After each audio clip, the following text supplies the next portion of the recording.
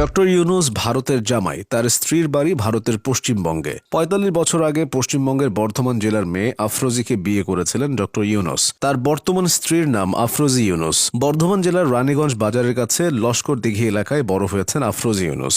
Doctor Yunus বাংলাদেশের অন্তর্বর্তী সরকারের দায়িত্ব নিলে তার শ্বশুরবাড়ি এলাকায় খুশির আমেজ সৃষ্টি হয়। তবে এটি ছিল ডক্টর ইউনুসের দ্বিতীয় বিয়ে। তিনি প্রথম বিয়ে করেছিলেন ১৯৭০ সালে ভেরা ফরেনস্টেনকো নামের এক খ্রিস্টান তরুণীকে। ৯ বছর পর ১৯৭৯ সালে তাদের বিবাহ বিচ্ছেদ ঘটে। এই সংসারে মনিকা ইউনুস নামের এক মেয়ে সন্তান আসে। মনিকার জন্মের কয়েক মাস পর ডক্টর ইউনুসের স্ত্রী দাবি করেছিলেন বাচ্চা পালনের জন্য বাংলাদেশ ভালো জায়গা নয়। এরপর ডক্টর ইউনুস বিয়ে করেন আফরোজি ইউনুসকে। আফরোজি ইউনুস তখন ম্যানচেস্টার বিশ্ববিদ্যালয়ে পদার্থ বিজ্ঞানের একজন গবেষক ছিলেন। এখানে গবেষণা শেষে আফরোজি ইউনুস জাহাঙ্গীরনগর বিশ্ববিদ্যালয়ের পদার্থ বিজ্ঞান বিভাগে যোগ দেন। ডক্টর ইউনুসের এই সংসারে ১৯৮৬ সালে এক কন্যা সন্তান আসে। তার নাম দিনা আফরোজ ইউনুস।